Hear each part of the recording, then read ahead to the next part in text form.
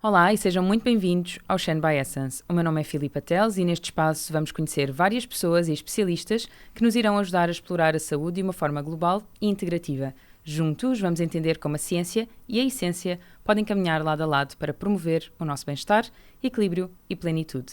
Em cada episódio vamos explorar desde abordagens holísticas a avanços científicos, ajudando-nos a viver de forma mais saudável e consciente. Mas antes de avançar, gostaria mesmo de expressar a minha gratidão aos patrocinadores que tornam este espaço possível. Zurketro, uma marca que promove o bem-estar e a saúde através da fitoterapia ayurvédica, sendo já uma referência de excelência em Portugal.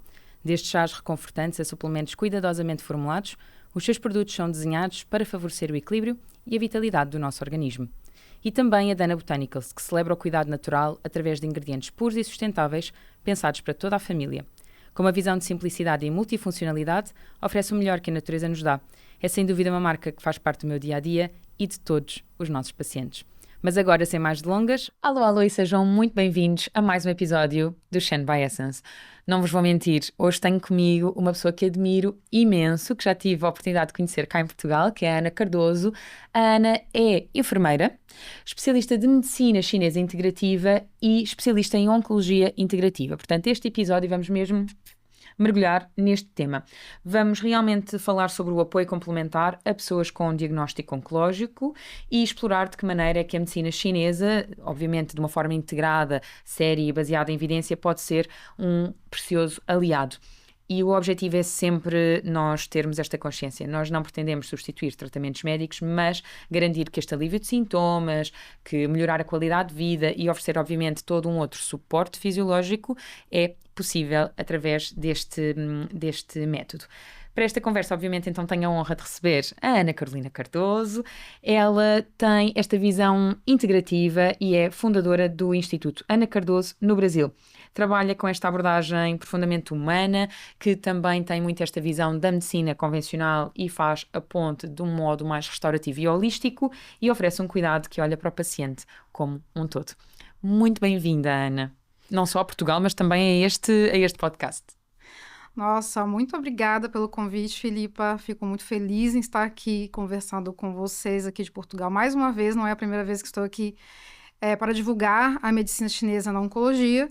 E acredito que aqui em Portugal a gente também tenha questões parecidas com a do Brasil, apesar do Brasil ser um país gigante, é um país continental, mas a gente também consegue ter algumas proximidades, tanto em avanços e melhorias, e eu percebo isso aqui, como nas próprias dificuldades mesmo das pessoas entenderem por que é importante que o paciente oncológico ele receba a medicina chinesa integrada ao tratamento convencional. Esse é um assunto que vem crescendo muito, principalmente em países também que fogem ali da América Latina, mas aqui na Europa, nos Estados Unidos também, e na própria China, isso é importante falar, porque eu estive na China em 2019 e tive a oportunidade de perceber que lá, às vezes a gente acha, sabe, Filipe, que na China só se faz medicina chinesa. Óbvio que eles dão ênfase, né, à medicina milenar deles, que é uma medicina de mais de 5.000 anos. No entanto, lá a gente vê a integração. Então, o paciente ele recebe quimioterapia, radioterapia, cirurgia, oncoimunoterapia e medicina chinesa. Inclusive, para quem não tem esta visão e está bastante distante do âmbito de medicina chinesa, existem hospitais, inclusive, que têm 2 polos como a ponte e que realmente a pessoa consegue passar de um polo para o outro. É como se fossem 2 departamentos, mas que estão unificados. Eu acho que isso é Isso lindíssimo. É sensacional. Eu vi isso em Tianjin. Tianjin é uma cidade universitária e que tem esse propósito de realmente trazer para o mundo aí a integração. E no hospital de Tianjin é exatamente assim. Em todos os departamentos, inclusive não só oncologia, mas em saúde da mulher, a gente tem de um lado a medicina convencional e de outro a medicina chinesa, em que o paciente simplesmente ele atravessa, né, um corredor e tem acesso às duas áreas, né? Enfim, eu acredito que essa é uma tendência forte e as instituições de oncologia, a gente está falando de oncologia, mas eu acredito que de todas as especialidades devam fazer este tipo de movimento. Não porque simplesmente é benéfico a integração, que a gente sabe que é, inclusive, por questões de pesquisa científica que cada vez está sendo mais vista e pesquisada, mas porque o paciente pede. Então, o paciente, na verdade, quando a gente coloca ele no centro, porque quando a gente percebe a oncologia convencional, o paciente é um pouco passivo, porque ele é obrigado a fazer os tratamentos, que na verdade ele é obrigado sim, não no sentido de ser obrigatório, mas porque todos os avanços de quimioterapia e de alopatia e de oncoimuno trouxeram sim mais sobrevida para alguns tipos de doença.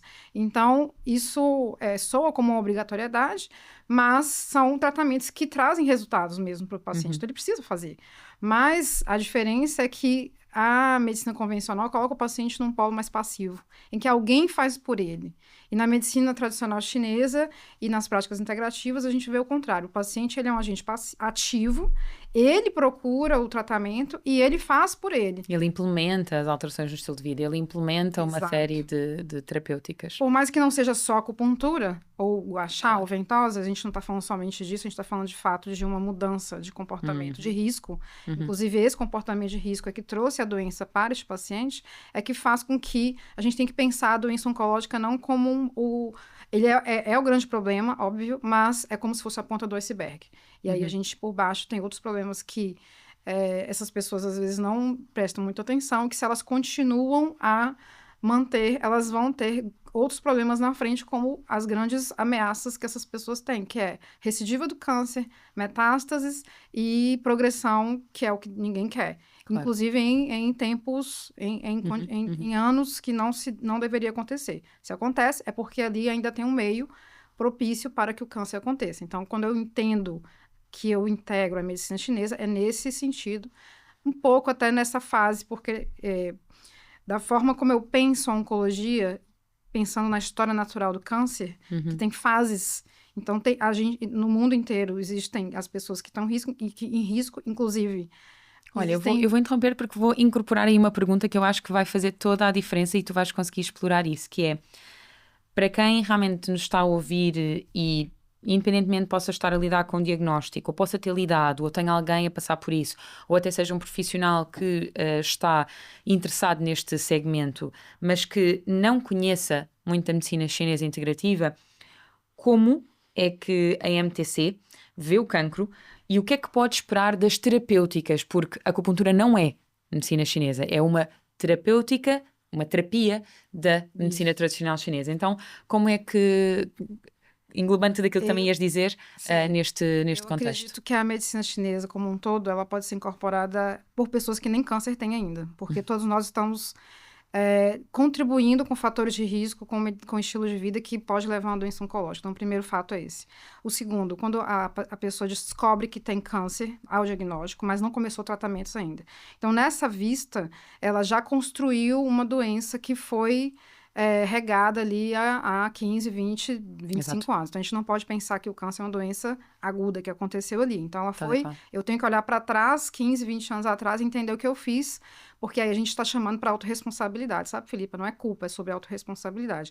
E aí a gente vai gerando acúmulos, né? Na medicina chinesa, a gente entende que o câncer, a formação de uma neoplasia maligna, um novo tecido que tem características de malignidade, que é diferente de um câncer, de um tumor benigno, que a gente não pode falar de câncer, tem características que soam um pouco mais agressivas do que um tumor benigno, e aí a gente tem que prestar um pouco mais atenção nisso, porque qual que é o risco que eu acabei de falar? Que é o que as pessoas mais têm medo e o que os profissionais não querem, é que essa doença avance.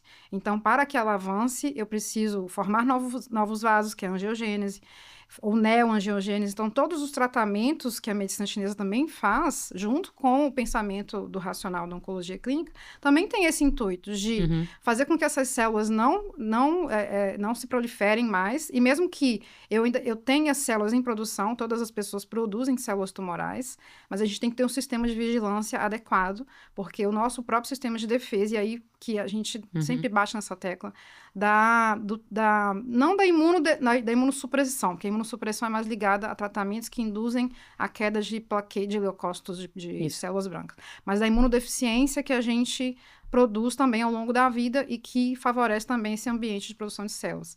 Então, quando eu penso nesse tumor que tem uma alta proliferação, nem todos têm, Também esse é um erro que às vezes a gente acha, que todo câncer tem uma alta proliferação de células.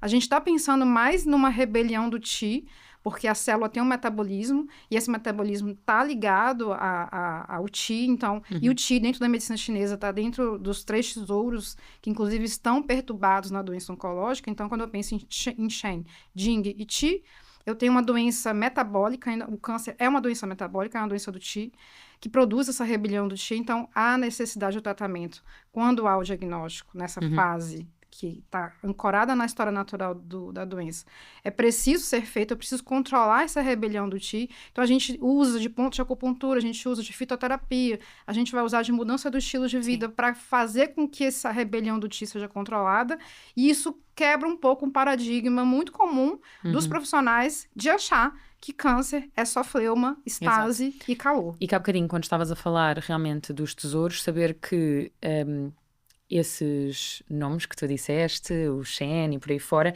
nós na verdade em analogia estamos a falar do comportamento do nosso eixo hipotálamo hipófise, componente metabólico e sistema imunitário. E eu acho que é muito importante quando nós, e portanto obviamente quando falamos de Chi vital, não é? O Chi, como tu dizes, é a componente associada à mitocôndria. Sim. Então quando nós conseguimos fazer esta analogia, até porque acredito que existam alguns profissionais convencionais que não tenham essa formação e que possam estar a assistir, entenderem que a linguagem é a mesma. Na verdade, a gente usa uma linguagem metafórica, porque os antigos mestres chineses não sabiam que existia, que o câncer era uma doença genética, então é importante também salientar, porque quando a gente pensa em Jing e essa doença, então eu tenho que pensar também, se esse Jing foi que está prejudicado, ele está ancorado à ancestralidade, que é o que a gente chama de Jing pré-natal, que é o câncer hereditário, que não é a maioria, então de 5 a 15% dos tipos de câncer são hereditários, mas sim os comportamentos que produzem mutações no seu DNA. Que é componente pós-natal e que está associada à epigenética. Exatamente. Tanto na vida intrauterina, porque muitas vezes a gente não consegue entender porque criança tem câncer, mas a medicina chinesa explica que a saúde materna, a forma como essa mãe gesta, e a gente acaba vendo as ligações, as interconexões entre as disciplinas. Saúde da mulher, oncologia, e por que pessoas jovens hoje... E saber que o próprio pai, que lá está, também tem uma repercussão, não é? Porque os hábitos de vida que já existiam antes da concepção, isto está provado cientificamente, que efetivamente têm uma grande complexidade e um papel crucial nesta resposta. Então, o material genético paterno e materno estão contribuindo aqui para a saúde do indivíduo e para a doença. Mas também entender que a gestação é um momento também muito marcante, muito preditor de saúde e doença, e incluindo as doenças crônicas. Então, quando a gente pensa em câncer pediátrico, a gente lida um pouco sobre... Porque muitas vezes as pessoas perguntam assim, mas como que a criança tem câncer na visão da medicina chinesa se a criança não teve tempo de se alimentar mal? Não teve. E segundo o nosso... E para nós, a criança supostamente é um sistema perfeito. Não é? Ele tem uma resposta imunitária espetacular a priori. A priori, exatamente. Mas a gente sabe que a criança, ela nasce com toda a informação genética em virtude da contribuição desse material, que nem é do pai e da mãe, é da árvore genealógica toda, e que muitas vezes a gente não entende, porque às vezes esse gene que foi herdado não é do pai e da mãe, é do tataravô e que foi manifestado naquela geração. No entanto, a gente sabe, do ponto de vista epigenético, que a genética não é sentença. E o estilo de vida puxa o gatilho para que a gente explique algumas condições de doença. E quem, na verdade, na pediatria, puxa esse gatilho é a mãe. E, à medida que essa criança vai crescendo, se ela é amamentada, os primeiros 1000 dias da criança também são muito preditores e determinantes da doença. Eu sei que estamos a tocar num tópico que é muito duro de ouvir, não é? Principalmente para quem já tenha passado por uma situação destas, por muito que haja esta ressalva do isto não é culpa, é responsabilidade, a verdade é que dói e, portanto, leva-nos aqui a um setor um bocadinho difícil. Porque nós não estamos a falar simplesmente de componente de alimentação, não estamos a falar só da suplementação, não estamos a falar de tudo, estamos a falar de estilo de vida, estamos a falar da parte emocional, estamos a falar dos hábitos de sono, estamos a falar de exercício físico. Portanto, sabendo a priori, lá está, que a componente gestacional tem uma grande complexidade metabólica. Exatamente. E por muitos estudos que existam é ainda foro de estudo, não é? Constante. É realmente crucial nós nos debruçarmos sobre isso, não para apontar dedos, mas para efetivamente ter um grande foco em melhorar esta epigenética e acho que é incrível termos avanços científicos que permitam realmente dar uma resposta incrível, como temos tantos casos que realmente beneficiam toda a gente, mas principalmente as crianças, porque eu acho que realmente é muito duro assistir um sistema perfeito a passar por uma situação dessas. Portanto, de alguma forma também gostava aqui que partilhasses quando as pessoas avançam para este tipo de terapêutica, uma químio, uma rádio, por aí fora, quais é que são os grandes benefícios da medicina chinesa e indicações onde podem esperar resultados e que estejam sobre evidência? Sim, então o que acontece? É que a gente vem contando uma história. Imagina, eu estou falando aqui de pessoas que não tiveram câncer e que podem usar a medicina chinesa para não ter câncer. A gente está falando de pessoas que tiveram diagnóstico, que tem ali uma massa tumoral que precisa ser operada. Isso pensando em pessoas que têm tumor sólido, porque a gente tem tumores no sangue e a oncopediatria, como eu acabei de falar. Então, são 3 áreas bem separadas e que a gente trata de forma separada.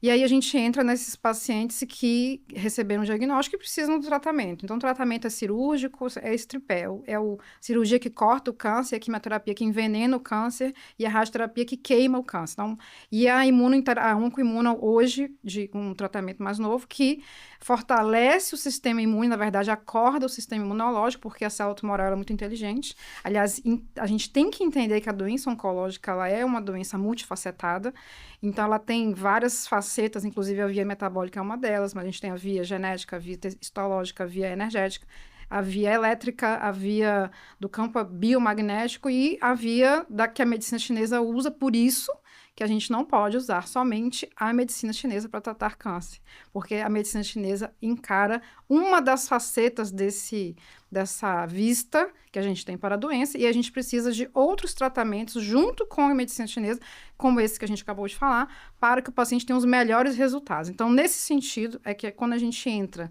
nessa fase, que é a gente vem contando essa história, fase 1, fase 2, fase 3, agora o paciente está em tratamento. Que, inclusive, aqui a gente entra em vários receios e medos, porque os terapeutas, muitas vezes, eles não sabem porque eles entendem muito de medicina chinesa. E aí, quando eles vão encaixar esse conhecimento no paciente oncológico, eles têm receio de pensar, bom, ele está fazendo uma quimioterapia, vai fazer cirurgia, rádio, e tem uma oncoimune, ou até uma terapia hormonal, que é uma dúvida muito frequente, porque o câncer de mama é uma doença mais incidente nas mulheres. E é a primeira causa de mortalidade por câncer no mundo inteiro, em Portugal, no Brasil e no mundo inteiro. Então, câncer de mama realmente é uma doença que vai aparecer no consultório. As mulheres querem fazer a integração, então elas vão aparecer. E aí a gente puxa mais uma perna, que é a terapia hormonal e todos os problemas que a terapia hormonal provoca nessa mulher por castração química, né, e por diminuição do estradiol circulante, por exemplo, por conta dos bloqueios. Então, a gente vai ter a acupuntura e a medicina chinesa, e aí a gente pensa mais na fitoterapia e na acupuntura propriamente dita, e a estimulação dos pontos com moxa-bustão, com a eletroacupuntura, com laser acupuntura, na ciência, na evidência científica, trazendo benefício para essas mulheres quando eu associo ao tratamento convencional. Então, por exemplo, quando a gente pensa em medicina baseada em evidência na acupuntura, e eu fiz uma curadoria recente, tenho feito, na verdade, o tempo inteiro, porque cada aula que eu faço, cada formação que eu faço, e as revisões do livro, né? Eu tenho um livro publicado, já tem 2 anos, e aí eu já o maior livro de medicina integrativa associada aqui à oncologia. Que traz tudo isso que eu tô falando para vocês, mas a curadoria científica, ela tem que ser aliada a tudo isso que estamos indicando e recomendando para o paciente. Então, muitas vezes, o senso comum acha que a principal indicação da acupuntura para pacientes oncológicos é na dor. E ela anda de mão dada. Mas a recomendação A1 hoje é para náusea e vômito induzida pela quimioterapia. Então, a gente tem um protocolo muito bem desenhado e que foi validado por ensaio clínico com pacientes do mesmo tipo de quimioterapia, da mesma idade, e que usaram, junto com a alopatia, a estimulação, principalmente a eletroacupuntura em PCCs, mas feita com 5 dias consecutivos, então a gente não está falando de uma sessão. 6 do mestre do coração. É, isso. Vai me ajudando, Filipe. Mas não é uma sessão só. Então, são 5 dias de eletroacupuntura para que a gente tenha um efeito antiemético, justamente porque a eletroestimulação nesses pontos libera neurotransmissores que vai até a área do vômito, na região central, do sistema nervoso central, e ali produz um efeito por meio de neurotransmissor, porque é assim que a acupuntura funciona. Exatamente. No final das contas, é assim. Certo. A gente usa a via... É um modelo neuroquímico. Exato. A gente usa a via... aferente do sistema nervoso central, onde a gente tem uma estimulação periférica, com efeitos periféricos, mas também todas ligadas à liberação de neurotransmissores e liberação também desses neurotransmissores de forma central. Então, a gente tem uma ação periférica, local, e uma ação sistêmica. E é por isso que a acupuntura funciona. Então, quando a gente pensa em oncologia, a gente pensa em uma evidência... O que significa essa evidência 1A? Significa que os guidelines dizem que eu preciso ter acupuntura no serviço de oncologia. Mas essa, às vezes, não é uma realidade que a gente vai ver, mesmo eu tendo evidência forte que indique. Eu dei um exemplo aqui, mas tem outros. Sim, eu diria que daquilo que nós vemos em maior prática clínica, e não é o meu setor de especialidade, a componente de oncologia não é o meu setor de especialidade, mas aquilo que efetivamente se vê mais e que está mais preconizado é a questão do alívio de náuseas e vômitos, é a questão das dores, da fadiga, a componente da ansiedade, toda a parte emocional, as insónias. Depressão, ansiedade. Neuropatias, pronto, esta parte toda do apoio ao sistema imunológico. E eu acho muito interessante que tu toques num ponto que nós estávamos em off a falar e que já tivemos outras oportunidades para conversar, porque tu deves ter sido das primeiras pessoas com quem eu tive conversas sobre a importância da medicina chinesa ser integrada. E do quanto eu me oponho veemente à componente alternativa. E está tudo certo que hajam alguns colegas que trabalham nesse espectro, está tudo certo. Eu sinto que há uma grande necessidade de nós trabalharmos com uma medicina una. Exato. Tal e qual como tu dizias, focada no paciente, o paciente é o centro e temos uma equipa multidisciplinar e cada um atua naquela medida de um diagnóstico que efetivamente é terapêutico, é diferencial, onde não existem 20 doenças, mas sim 20 sintomas e que efetivamente quando a equipa está num uníssono, nós conseguimos mostrar os resultados que, bom, tanto na tua carreira quanto na minha nós temos assistido e que faz com que a Organização Mundial de Saúde efetivamente sugira a utilização da acupuntura e ou medicina chinesa para uma série de patologias. O uso antiemético é, por exemplo, um dos que está preconizado, e a acupuntura, em específico, está categorizada como património imaterial da humanidade desde 2010. Então, eu acho que nós já passámos à altura do acreditar que isto funciona. Eu acho que isto já nem sequer é uma questão. E estamos naquela fase em que precisamos efetivamente de cada vez mais estudos que de alguma forma manifestem aquilo que nós já vemos empiricamente. Exato. E há uma coisa que eu nunca mais me vou esquecer de um médico que me disse: Filipa, mas nem em medicina convencional tudo é preciso evidência. O empirismo é, e ainda continua a ser e vai ser sempre, a maior fonte de aprendizagem.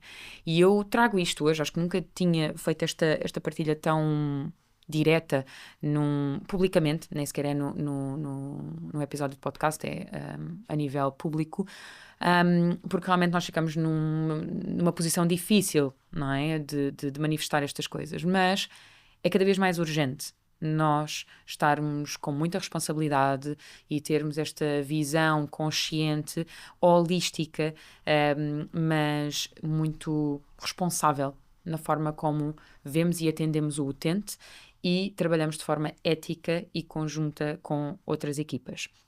Então, quando juntamos a medicina convencional ou a alopatia, como tu dizias, nós não estamos em caminhos dispares. Não. Nós não estamos em caminhos dispares. Na verdade, em todos os episódios que já tivemos aqui, em várias dinâmicas de consultório e de parcerias que acabamos por ter, e a Essence tem quase 10 anos, portanto, mais uns quantos anos, e é a minha prática clínica, e tu tens 18... Eu tenho 25 anos 25 anos de oncologia.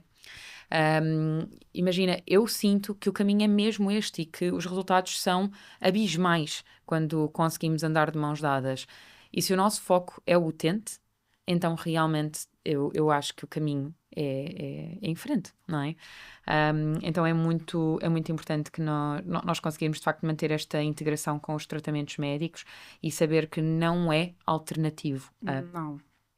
Inclusive, essa nomenclatura no Brasil, a gente sempre tem uma atenção em usar as palavras corretas, porque a palavra complementar e alternativa, a alternativa, ela me fala de substituições. Isso. E não é isso que a gente quer e nem o paciente precisa. E os resultados, eles são desastrosos quando eu preciso fazer segmentação, que é fazer escolhas polares, né? Então, ou é 8 ou é 80. Então, não é por exemplo, as redes sociais eu acho que têm muita coisa de bom, mas também tem muita coisa de assustador. E acredito que muito o meu algoritmo seja parecido com o teu. Então, às vezes, também aparecem coisas do género de oncologia de não fiz quimio, não fiz rádio e consegui, foi só mudar isto e foi só mudar aquilo. É muito perigoso isso. Nós ficamos num lugar que queremos assumir essa responsabilidade do paciente largar tudo e, portanto, existem alguns patamares realmente de grande segurança e lá está a evidência que nós temos que manter para ter certeza absoluta de que estamos a ir ao encontro do cerne daquela questão e resolver o mais rápido possível e o melhor possível para manter a vitalidade e a longevidade do utente. Exato.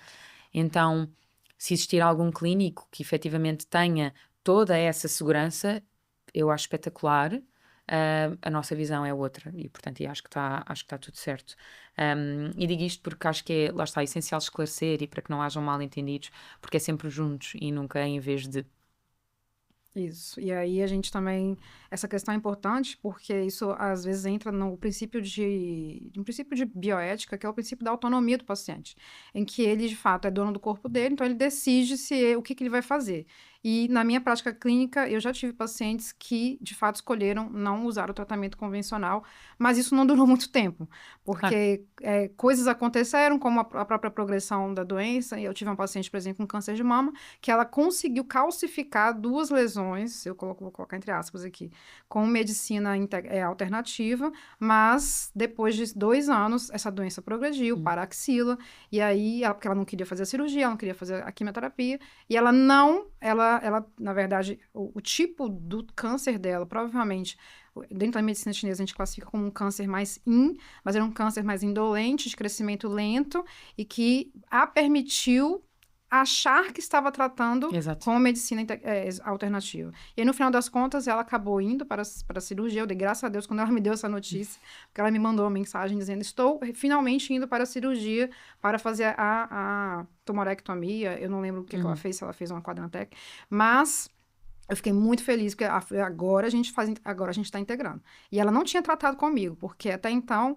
Claro, nem imagino que são pacientes, porque o paciente também, ele tem o direito de escolha, caso ele tenha feito todos os tratamentos da medicina convencional, e também porque esses tratamentos se esgotam, e o paciente entra em cuidados paliativos exclusivos, e aí a gente junta, né, a gente ajuda esse paciente também, inclusive essa é uma fase 4, que é o paciente que depois dos tratamentos... ele acaba tendo padrões de desarmonia energética ou problemas clínicos, como a própria fadiga, como você comentou, que é um problema recorrente da população oncológica. Tanto a fadiga do câncer, como a fadiga dos tratamentos. E aí a gente entra com... E a fadiga, a medicina tradicional não trata. A oncologia clínica não trata a fadiga. Trata... pensando assim, numa hemoglobina, numa transfusão, caso o paciente esteja com uma anemia profunda. Mas, fora isso, não tem um remédio que a oncologia clínica use para tratar a fadiga. E aí, quando a gente olha para a medicina chinesa, o nosso arsenal para deficiência do Qi Yang, ele é enorme. Qual né? deles? Que tipo de fadiga? Exatamente, que tipo de fadiga. Porque a gente tem 3 usinas energéticas importantes dentro do corpo, e aí a gente tem que olhar para qual delas, ou todas juntas, está em deficiência para a gente tratar. Sim, se estamos em largo espectro ou não. Então, e aí a gente acaba tendo essas sequelas pós-tratamento também desse paciente que opta ou que acaba entrando nesse momento, ou às vezes ele tem um pouquinho ainda de recurso de tratamento convencional, ele tem 1 ou 2 armas ali para usar, e ele não quer, porque ele tá cansado, ele não aguenta mais fazer quimio, não quer mais operar, não quer fazer rádio, e aí ele segue. Então vejam como são situações diferentes.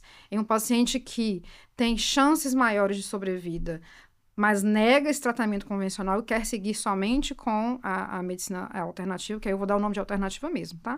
Diferente do que a gente está falando Tá, aqui. claro.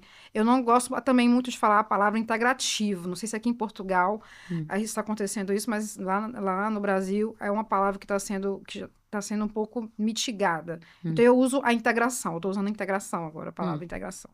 E gosto de usar oncologia chinesa que integra. Evito um pouco a palavra integrativo. Porque lá no Brasil, às vezes a gente tem alguns profissionais que realmente eles abusam um pouco. E aí isso soa um pouco estranho, né? Então, à beira do charlatanismo, sabe? Então, as pessoas, elas Sim, escorregam um pouco nessa questão ética aí. Então, a gente acabou de contar até uma história, né? Porque a gente vem falando aqui das pessoas que não têm câncer, daquelas que descobriram a doença oncológica, das que fizeram tratamento e das que estão em reabilitação porque acabaram de fazer o tratamento para um objetivo de cura mesmo, ou o paciente que está em cuidados paliativos e o que está na terminalidade. Todos são pessoas que precisam ter dignidade e qualidade de vida enquanto tem vida. Essa questão de vida, ela é muito subjetiva, porque a gente está vivo agora, mas eu posso atravessar a rua e não estar mais. Sim. Então, o que podemos fazer por essas pessoas enquanto há vida, para que elas tenham dignidade, autonomia e qualidade de vida. E é por isso que a medicina chinesa ela é importante. Porque muitas vezes esse paciente, ele recebe simplesmente uma informação assim, vida normal agora. Exato. Pode seguir, vida normal. Que vida normal? Qual que é esta vida normal? E aí a gente vem na regulagem de estilos de vida, junto com o tratamento desse resíduo que sobrou, dessas sequelas da fadiga, da deficiência do sangue, dessas questões mentais que estão associadas também à deficiência do sangue, do problema de dormir, porque são pessoas, principalmente mulheres, já existem estudos que dizem que elas se assemelham a sobreviventes de guerra. Então, elas têm a síndrome do estresse pós-traumático pós-final de tratamento. E muitas vezes os problemas que elas têm, que tem base diagnóstica na medicina chinesa, está vinculado à questão da vivência traumática. E não necessariamente do consumo ali do sangue, que também está, mas não é somente isso. Então, eu preciso entender que essa é uma mulher que ela está vindo de uma situação pós-guerra. Elas não gostam muito, eu também concordo com essa visão da guerreira, né? Não é uma visão da guerreira, e também da sobrevivente. Mas o termo survivor, né? Que é o termo que a gente usa para falar que essa pessoa está com X tempo de sobrevida, é um termo comum que a gente usa, mas, no entanto, elas, né? A pessoa que está ali passando pela situação, ela não se vê como uma guerreira. Mas ela frequentemente tem sinais e sintomas de síndrome do estresse pós-traumático. Sim, então, é um foco, né, que a gente também lida e que trata. Sem dúvida. E até porque voltarem depois ao normal, como assim? Como assim? Que vida normal? Tá, não aconteceu nada. É como se nada tivesse acontecido, ou que vida normal, a vida normal que eu entendo foi a vida que me deixou doente, e eu não quero mais eu não quero ter a recidiva, eu não quero... Quando a gente pensa em câncer de mama, cura em 10 anos, pós finalização do tratamento. E esses 10 anos geralmente vem acompanhado com a terapia hormonal, com os inibidores de aromatase, né, enfim, ou não. Mas essa mulher continua em tratamento até que chega um ponto em que todos os exames estejam ok, sem evidência de doença, e aí sim, que a gente reporta, né, geralmente, a cura, né? Você agora está de alta do serviço de oncologia. E ainda assim, há de se perceber o que resta ali de sequela para tratamento. Eu acho que é muito importante quando, nesse processo, tanto durante quanto no processo de voltar à vida normal, nós trazemos aquela que já é a validação científica há muitos anos para uma visão mais prática. E falo, por exemplo, da alimentação, não é? Porque é escandaloso o tipo de planos alimentares que são sugeridos e os pacientes seguirem aquele tipo de alimentação, tanto durante um tratamento quanto após. Então, eu acho que isto também é um convite para, quando nós estamos a ser acompanhados, sermos acompanhados por pessoas que são especialistas no setor. Nós já tivemos vários pacientes neste setor que nos procuraram e que me procuraram, me mandaram mensagem, e eu digo sempre, eu não tenho essa formação. Eu li o teu livro, Eu fiz algumas formações, mas eu não estou especializada nisto. Eu não vou atuar, eu não vou pôr a mão. E acho que é preciso muita responsabilidade. E a mesma coisa quando escolhemos um nutricionista, quando escolhemos, qualquer tipo de especialidade que esteja a acompanhar-nos. E por falar nesta validação científica, é um segmento que recebe vários estudos recorrentemente. Inclusive é pelo crescendo destas questões que acabam por acontecer e estão num expoente. E algo que eu admiro muito em ti é o quanto tu estás sempre em cima da vanguarda.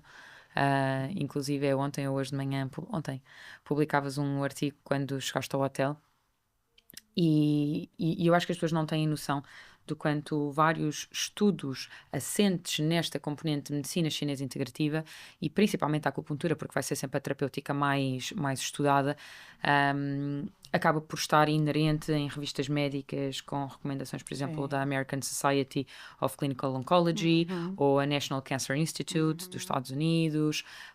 Então existem várias e então é tão importante frisar isto porque por muito que nós, e corrijo-me se estou errada, por muito que nós, num diagnóstico diferencial, não é um diagnóstico médico, um diagnóstico diferencial, energético, quando estamos a avaliar o paciente, nós consigamos entender algum tipo de nuances que são óbvias à nossa prática.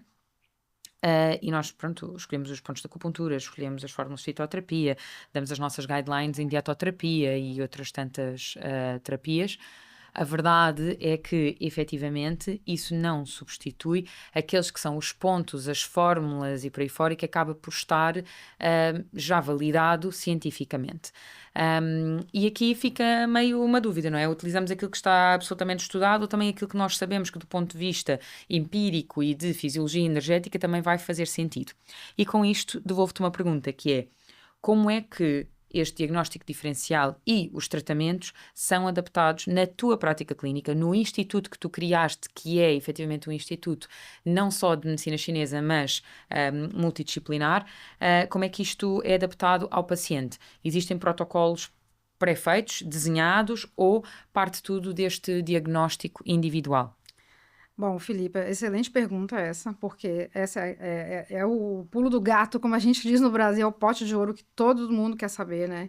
E essa construção da validação, da incorporação da evidência científica, porque a evidência científica nada mais é do que eu ter resultados válidos, com validação, sem viés, com controle, de qualidade, bem desenhados, bem executados, que é o que a gente tem visto, né, ultimamente nas bases de dados mundiais, e que tem contribuições de vários países, incluindo também uma contribuição maciça da China, ou seja, a própria China está interessada em produzir evidência científica de uma medicina que eles não precisariam validar, porque é uma medicina que está baseada na história da sociedade deles. Então, para que eu vou validar se eu sei que funciona? Mas eles, ainda assim... Eles querem contribuir. Eles querem produzir ciência com a acupuntura na oncologia. Então, o que eu tenho percebido cada vez que eu leio esses artigos e que estão incorporados em guidelines, eu não vou dizer que são protocolos, porque os guidelines do Instituto Ana Cardoso, eles estão em construção o tempo inteiro, então eles têm bases. A gente tem construção de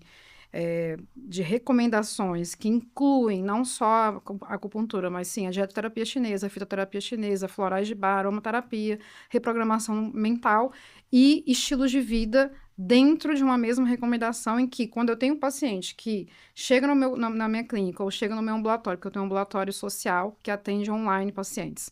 Já tive pacientes aqui de Portugal sendo atendidos por esse programa, e quando a gente usa esse guideline para tratar o paciente que chega, por exemplo, com insônia, eu tenho ali todas as principais... O caminho que o profissional vai usar, caso ele não queira ter trabalho, porque aí eu vou classificar todos os tratamentos com base nos padrões de desarmonia energética. E a gente, ali, no momento da consulta, tem uma facilidade, uma operação maior, para que eu escolha qual que é a prescrição, vamos dizer assim, de medicina chinesa, medicina do estilo de vida e práticas integrativas para aquele caso. E isso considerando ainda, se ele é um paciente mais yin, mais yang, como é que está o pulso, a língua... Sim, olhando a biotipologia. E os exames, exatamente. Porque nesse guideline eu tenho, além dos efeitos tóxicos, na verdade, insônia não é um efeito tóxico, mas é uma condição do paciente, diferente de, sim, toxicidade, e também de doenças de base. Então, hoje, a nossa meta é introduzir expertises cada vez maiores, que eu não tenho, por exemplo, como craniopuntura japonesa e craniopuntura de Yamamoto. Eu não domino.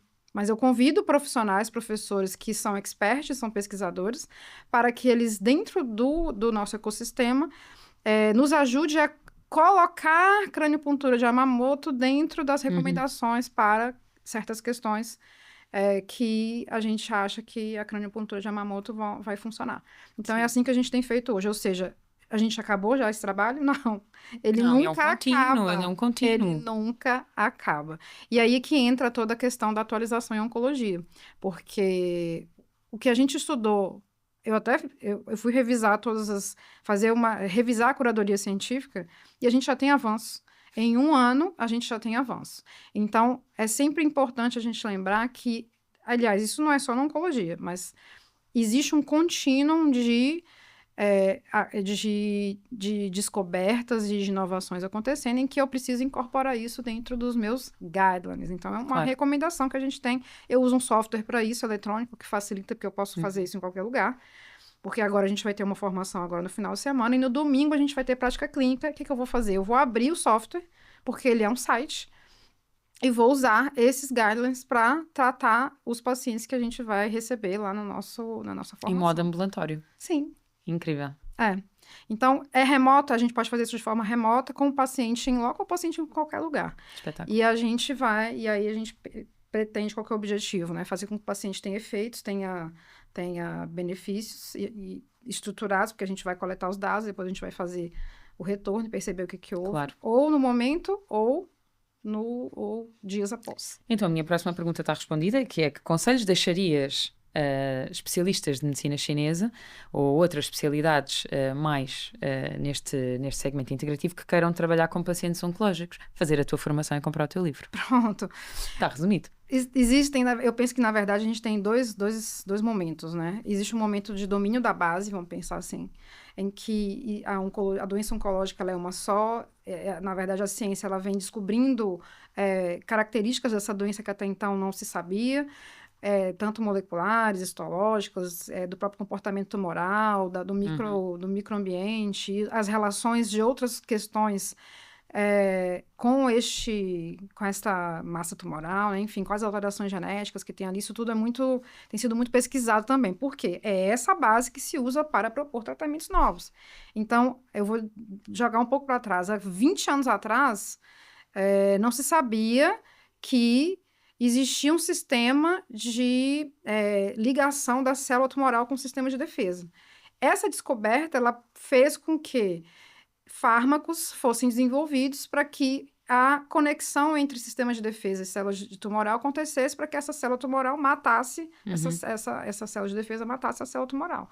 Hoje, esse tratamento chama oncoimunoterápico, mas isso não existia há 20 anos atrás. Claro. Não existia, inclusive, drogas-alvo. O que existia era a quimioterapia clássica, que é um tratamento recente, se a gente for parar para ver também. Um tratamento empírico, também é incipiente. Empírico não, incipiente. E aí, quando eu penso no que vai acontecer nos próximos anos para a terapia convencional oncológica, eu não posso negligenciar isso e não trazer para a realidade. Mas a base é sempre a mesma. E aí, essa base bem feita, né, ela faz com que esse profissional, quando ele domina essa base, no sentido de o que prima no non série, né, que é aquela máxima que a gente tem na área da saúde. Primeiro, não cause danos. Não cause danos com o quê? Com agulhamento, não cause danos com a fitoterapia que você está indicando, não cause danos com o óleo essencial que você está usando, porque o óleo essencial é mais ou menos parecido com fitoterapia. E quando eu penso em fito, não é só o glóbulo, a cápsula, e sim o chá, e sim as plantas. Sim, o simples, digamos assim. A dieta. Porque uma coisa é uma fórmula clássica ou contemporânea, cujos ingredientes que lá estão, e isto para quem não tem essa noção, a fitoterapia tem, principalmente feito por bons laboratórios, tem uma grande estabilidade, porque existem plantas cuja única e exclusiva ação lá dentro é retirar a toxicidade. Exatamente. É controlar e depois ajustar, obviamente, nas concentrações, na posologia e por aí fora. E nós não temos isso em fitoterapia simples. Exato. E por isso é que, por exemplo, nós no Meta Essence, nós não utilizamos fitoterapia simples, à exceção de um ciclo de chás, que também são guidelines que nós damos de acordo com o ciclo ovulatório na mulher. E posso partilhar contigo que eu fiz há uns anos atrás, já tinha feito várias formações em aromaterapia e foi em 2019 que decidi fazer aromaterapia científica. Eu passei a indicar cada vez menos óleos essenciais. Juro! É real! Porque quando nós entendemos a concentração que lá está, o quanto impacta bioquimicamente, é assim... É um remédio. É quase uma alopatia. E nós temos um laboratório que é vendido cá em Portugal, não sei se é vendido lá no Brasil. É um laboratório que realmente tem uma grande componente também de evidência por trás, as fórmulas estão muito bem estudadas, que é a Pranarom. E a Pranarom já comercializa para farmácia. Pronto. É espetacular, eles criaram fórmulas também para a componente respiratória e por aí fora, é espetacular. E sinergias adequadas a mamãs, sinergias adequadas a bebés e crianças, incrível.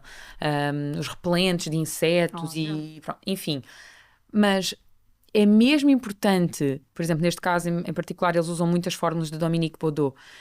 É importante nós realmente confiarmos nestes mestres. Exato. A maior parte das pessoas que estava comigo na formação da aromaterapia científica eram farmacêuticos. E eu acho que é crucial ter esse conhecimento base, para efetivamente fazer uma prescrição adequada. Exato. Então, porque uma lavanda. Que tipo de lavanda? Que tipo de lavanda? Angustifólia? Latifólia? Tá. E mostra-me então a ficha técnica. Isso, é quimiotipado ou não é quimiotipado? Cartografia. Há muita coisa que está por aí que não está quimiotipada. Então, estamos aqui a desdobrar um bocadinho e a chamar a atenção para esta responsabilidade uma vez mais, porque nós não podemos ser levianos. Não. Nós não podemos ser levianos. Não. Então, essa base bem feita, que é o que eu chamo de ciclo básico, é exatamente as ferramentas que eu dou para esse... Eu tô falando isso porque eu já estive nesse lugar, tá? Eu vim da oncologia tradicional, eu vim do front, eu sou enfermeira oncologista, e tratei muitas vezes o paciente ali no beira-leito. E quando eu comecei a estudar, por conta do mestrado e doutorado lá no Brasil, a acupuntura, gente, e agora? Eu vou agulhar esse paciente a esse ponto, e eu estive nesse lugar. Então, como eu imagino o sofrimento por conta dos meios, dos receios, não sei o que fazer com esse paciente, eu construí o que eu chamo de ciclo básico, para que facilite a esse profissional tomar uma decisão clínica segura com base em medicina chinesa, principalmente, e outras práticas integrativas, no que eu chamo de básico, tá? E aí, quando a gente passa do básico, a gente vai para o avançado. Aí, o avançado inclui doenças oncohematológicas, que é o câncer do sangue, outras técnicas mais avançadas para que a gente consiga ajudar esse paciente em ciclos de quimioterapia específicos, por exemplo. Então, o que a gente precisa entender é que o câncer não é uma doença única, e aí é que está o X da questão, e os tratamentos são vastos. Então, eu preciso primeiro dominar o básico, saber o que eu estou fazendo, e por isso eu construí um passo a passo, vamos dizer assim, para um paciente que está em quimioterapia, por exemplo. Eu não preciso saber qual o padrão de desarmonia que ele tem, eu não preciso saber qual quimioterapia que ele usa, eu não preciso saber qual é a meia-vida desse fármaco, mas se eu aplicar aquilo, eu vou garantir efeitos, não 100%, inclusive é bom ressaltar isso, porque nem a oncologia clínica produz tratamentos que resolvem 100% as questões do paciente, e medicina chinesa da mesma forma, porque a gente não está aqui em busca de pílula mágica. Claro. A oncologia clínica não traz pílulas mágicas, a medicina tradicional não traz pílulas mágicas. No entanto, quando a gente integra, a gente aumenta a chance desse paciente ter respostas que ele quer. E o paciente quer o quê? Ele quer controle do câncer, claro. E ele quer ter vida, ele quer ter uma vida mesmo em tratamento. Claro, o potencial metabólico, hormonal e imunológico, ele quer, exatamente, é isso que o paciente quer. Então, primeiro vamos dar conta do básico, no ciclo básico, e depois a gente vai para o avançado, onde eu tenho prática clínica, onde eu tenho outras práticas integrativas associadas ao tratamento, sendo que essa base ela já está bem feita, ou seja, eu sei o que fazer para esse paciente, né? Claro. E aí a gente tem hoje, dentro do Instituto Ana Cardoso, algumas formações nesse sentido, tanto do ciclo básico quanto do ciclo básico ao avançado, que tem prática clínica. E por isso que estou aqui em Portugal, inclusive, mais uma vez. Essa já és essencial. E és essencial. Eu conheço imensas pessoas que fizeram a tua formação e acho que há um antes Ana Cardoso e um depois Ana Cardoso. Porque realmente há muitas perguntas que são colocadas em cima da mesa e que são cruciais. E que às vezes não são sequer colocadas. Exato. E deviam. Olha, em modo assim, encerramento, eu acredito que tenhas várias histórias. Mas consegues lembrar-te assim de alguma história marcante que te tenha mesmo emocionado ou ensinado na tua prática? Várias, mas eu vou dar destaque a uma paciente que a gente atendeu no ambulatório. O atendimento no ambulatório que eu comento aqui sempre é um atendimento que é feito gratuitamente a pacientes, porque eu tenho os inscritos nas formações em treinamento e, sob a minha supervisão, nós fazemos esses atendimentos que hoje... esse ano de 2025, em setembro, a gente completa 4 anos de prática. Essa prática acontece todas as segundas-feiras e quartas-feiras à noite, online, onde a gente atende, onde pessoas de todo o Brasil, inclusive daqui de Portugal também, participam ou assistindo o paciente, ou entrevistando o paciente, ou tratando o paciente, ou observando. E a gente já tem muitos atendimentos feitos, eu tenho alguns no meu consultório também, mas esse em específico eu gosto de lembrar. Que é foi uma paciente nova, jovem, que descobriu câncer de mama aos 27 anos. E quando ela chegou no nosso serviço, ela nunca tinha feito medicina chinesa. Ela, quando chegou no programa para ser admitida e ser tratada, a ideia era que a gente tivesse 5 encontros com ela. 1 de entrada para entender tudo que ela precisava e 4 de acompanhamento. Isso dava mais ou menos uns 2 meses, 3 meses de acompanhamento, que é o normal hoje. Só que com os resultados... Ela era uma paciente metastática, múltiplas metástases, com câncer de mama agressivo e com alguns problemas sociais da vida dela difíceis, que também dificultavam mais ainda a vivência, a realidade dela de ter câncer e de estar com essas questões sociais. Tomamos uma decisão porque esse programa ele não tinha renovações, então o paciente, uma vez que ele era assistido, ou ele ia encaminhado para alguém do núcleo, ou ele era desligado por alguns motivos. Mas no caso dela, a gente decidiu mantê-la no programa e fizemos as renovações subsequentes e, por fim, ela ficou 1 ano no nosso ambulatório. Então, quando ela chegou, a ideia de vida dela, segundo os médicos, porque ela só usava medicina convencional, e ela não tinha também condições mais de medula óssea para aguentar a quimioterapia, ela estava sempre em imunossupressão, fazendo pausas para que a medula óssea, né, o tio do rim aí pudesse aguentar e levantar as células, a produção das células para que ela tivesse hemograma para cumprir a agenda de quimioterapia, era de, no máximo, 6 meses de vida. E ela viveu o dobro. Então, além dos 6 meses, a gente acrescentou mais 6 meses. E a gente tem vários depoimentos dela, vários vídeos em que ela, de fato, trouxe muitos ensinamentos para nós, no sentido de perseverança e de disciplina. Se eu faço o que é preciso ser feito, eu mudo destinos. Se eu faço o que é necessário fazer, e de forma prazerosa, porque muitas vezes receber o agulhamento para alguns pacientes pode ser desconfortável, pode ser, ou ter que mudar um estilo de vida, algo que ela não está acostumada a fazer, do tipo tirar toxinas da dieta, muitas vezes aquilo está ligado a crenças da vida, muitas vezes isso não é fácil, ou incluir chás, incluir a tomada de algum, né, enfim, de alguma gota, de algum óleo floral, ou usar um óleo essencial, muitas vezes isso é difícil para ser colocado na prática do paciente. Mas quando ele entende que é ele que assume o protagonismo da história dele, ele muda destinos. E se a gente for pensar, mas que destino, Ana? Se ela não morreu, só o objetivo não era salvá-la, mas quem disse que ela não foi salva? Então, muitas vezes a gente tem também uma crença de que a cura do paciente é evitar a morte, e não é. Então, o desfecho final dos indivíduos são muito particulares à história dele. Muitas vezes a gente usa do nosso sistema de crenças, né, da nossa linha de história e de vida, achando que aquilo é interessante para mudar o desfecho do paciente. Não. Então, vamos entender primeiro o que o paciente, o que aquela pessoa, né? Às vezes eu nem falo muita palavra paciente, mas o que aquela pessoa imagina, o que ela quer, e a gente entrega o a mais. Então, esse caso é um caso muito interessante, em que a gente percebe mesmo o efeito da integração, no aumento, no alargamento, e outra coisa também importante, muitas vezes, é que nesses pacientes a gente entende que a doença é crônica, ela não vai ter, é como se fosse uma hipertensão, uma diabetes, uma autoimune, em que o meu objetivo é fazer esse tempo ficar um pouco mais elástico. Porque muitas vezes é tempo e aumentar por tempo. a qualidade de vida, não é? Durante Exato. esse período Eu de tempo. preciso de qualidade de vida, porque muitas vezes hoje, sem medicina chinesa, o que a gente vê é a quimioterapia fazendo aumentando a sobrevida desse paciente, mas a duras custas.